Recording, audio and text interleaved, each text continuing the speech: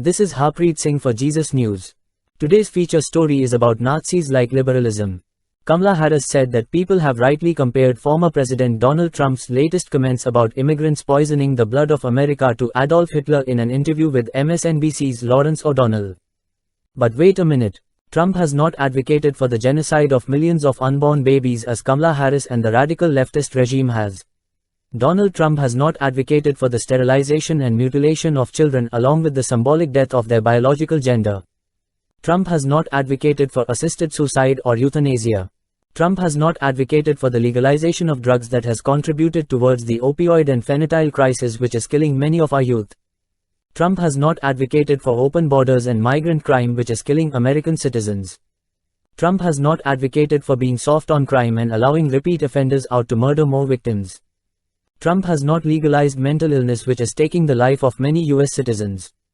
Who now is the real Hitler? Who now is advocating for murder? Who now is advocating for suicide? Who now is advocating for death? Who now is advocating for the genocide of unborn babies at a rate of around 1 million per year in the US? Who now is advocating for the sterilization and mutilation of children?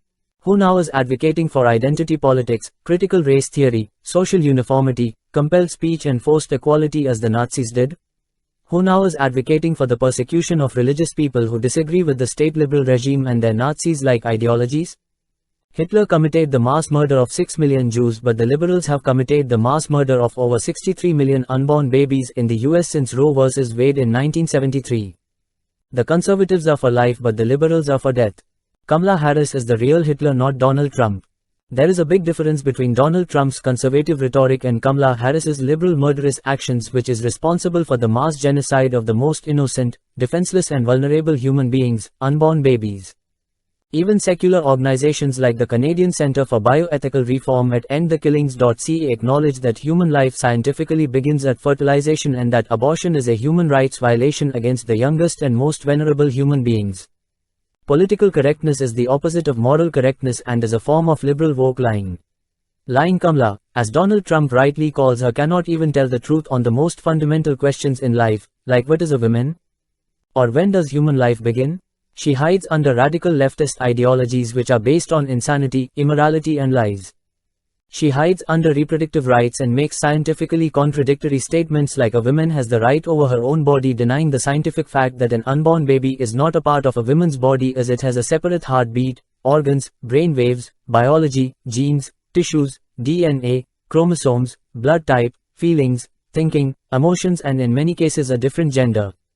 Even when a pregnant woman is murdered, it is classified as a double homicide because two human beings were killed. Lastly, the most shocking Nazis' liberal commonality is the left's support for the terrorist regime of Hamas and their anti-Israel protests across the US.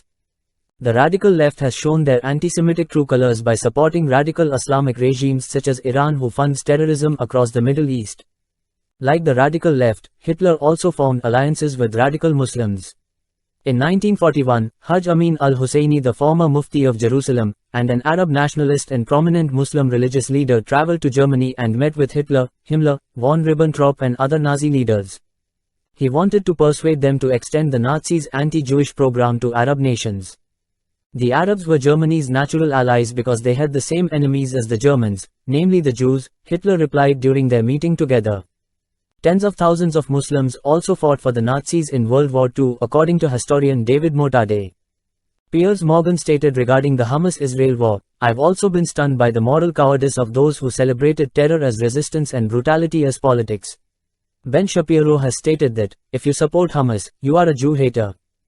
Hamas ought to be destroyed, it's that simple."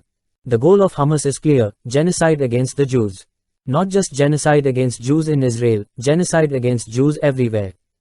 Robert Kennedy Jr. said that any other nation would have leveled Gaza in Israel's place.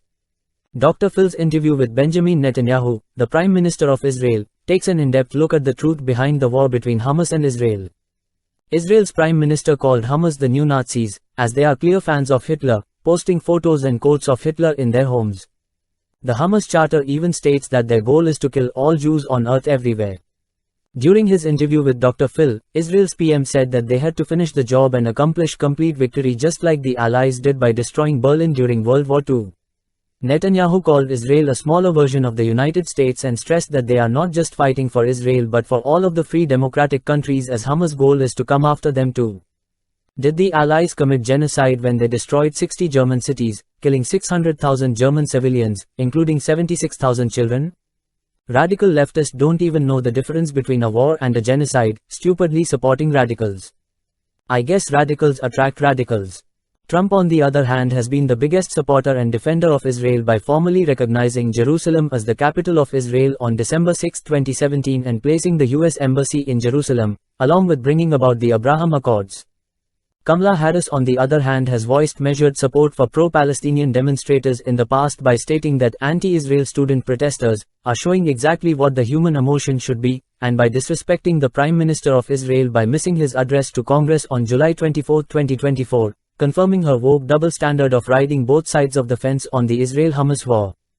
Harris only condemned Hamas after she was called out by Senator Rick Scott and Nikki Haley, the former South Carolina governor and US ambassador to the United Nations. So who then is more like Hitler, Donald Trump or Kamala Harris? I think the answer is clear to any intellectually honest person.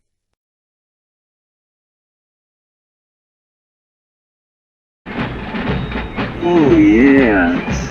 What that song that you circa.